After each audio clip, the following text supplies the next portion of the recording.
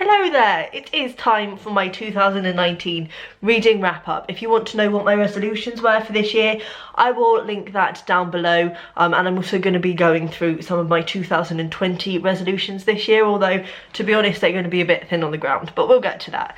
So 2019 I went into not really with many resolutions. I think the only thing that I really set myself was to read one Shakespeare play every month of the year, which I didn't do, but I don't consider it a failure because it was actually a conscious choice. It wasn't as though I was trying to get to it and I wasn't, but what happened was I think April was my last play, and I realised that I was struggling to pick new Shakespeare plays that I was really desperate to read every month, and B, I was finding that the themes and the concepts, they're all actually quite similar when you read the Shakespeare plays. Like, quite quick concession, you realise that a lot of them have very similar plot points, and it was all just kind of getting merged in my head. I wasn't enjoying each play individually because of that, so I made the conscious decision as of June I stopped that challenge, which I'm fine about. I wasn't enjoying it, and I think when you're not enjoying it you have to just accept that it's not going well.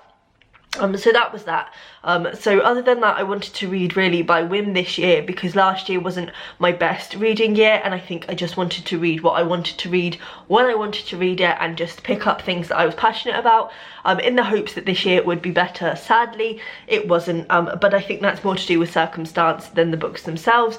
Things happened at the start of the year. We had quite a rough patch in terms of just personal stuff, and for the first time in my life I kind of was going through things and not wanting to turn to books as a way out because I couldn't find my story in books, I suppose, and also there was just so much going on emotionally that I really just wasn't engaged in reading. And then after that we've actually bought a house towards, I think we bought the house in the end of July, and we got the keys in September. Work is being done until the end of November, and then we moved in. We've been here for probably nearly a month now. There is still a lot that needs doing as well, so that's kind of been taking up a lot of my headspace as well. As a result of all of this, reading has kind of taken a backseat, and I have probably had less 5-star reads than I've ever had before. I also didn't reach my reading goal, so I set myself a reading goal on Goodreads this year of 100 books, which is kind of my standard.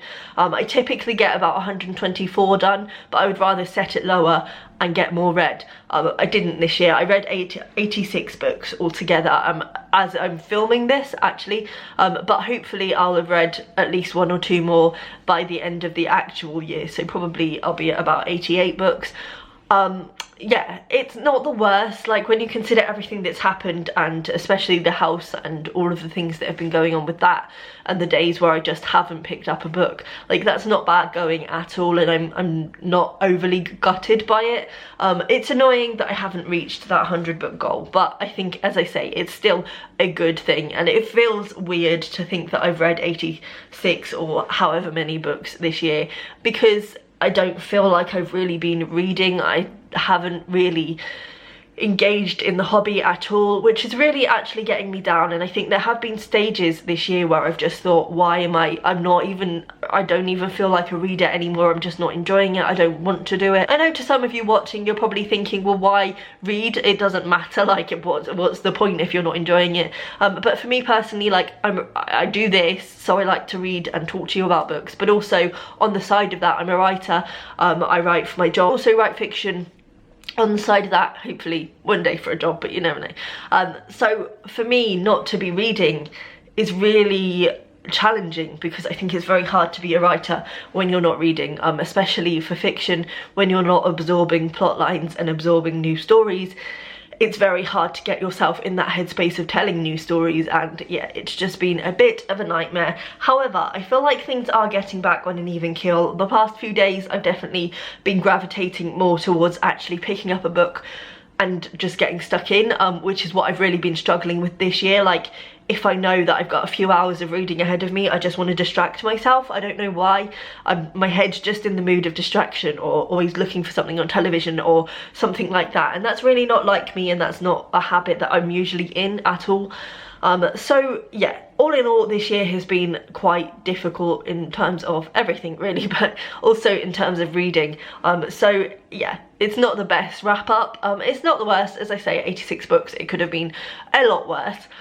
Next year, I am gonna do the same thing of saying that there's no goals. There's actually some big things, hopefully exciting things happening next year, which mean that reading is probably going to take more of a backseat, but in a good way.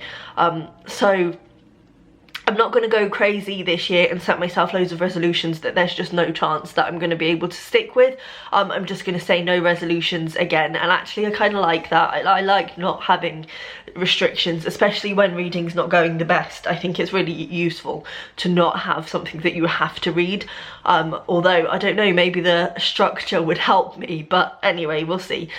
So I'm not going to go into the year with any resolutions. That might change along the way, I don't know, but I don't think it will. And as for my reading goal, I don't know whether it's the best thing to do, but again, I'm going to set it at 100 books. Honestly, I'm not expecting to reach that. I don't think that 100 books is going to be possible. However, it's just been my staple. I like having that goal of 100 books. So we'll see, we'll see. I might be reading a lot of little books next year as well, just to kind of boost myself. So yeah, that's 2019 going into 2020. I didn't want this to be an absolute bummer video, so I've kind of skimmed over a lot of stuff, because, you know, it's a resolution video, it's not a let's dwell on what has been video. So reading's not been the greatest. I would say in terms of enjoyment, it's probably been a little bit better than last year. Like, there have been books that have really stood out for me. But yeah, it's not been the best, I'm not gonna lie about it. And you'll see when I do my favourite books of the year video that perhaps the list is a little bit scarce, but it happens. Sometimes life goes up and down. Please let me know down below what you've been reading this year, whether you've got any resolutions for the following year, and I will see you next time. Bye.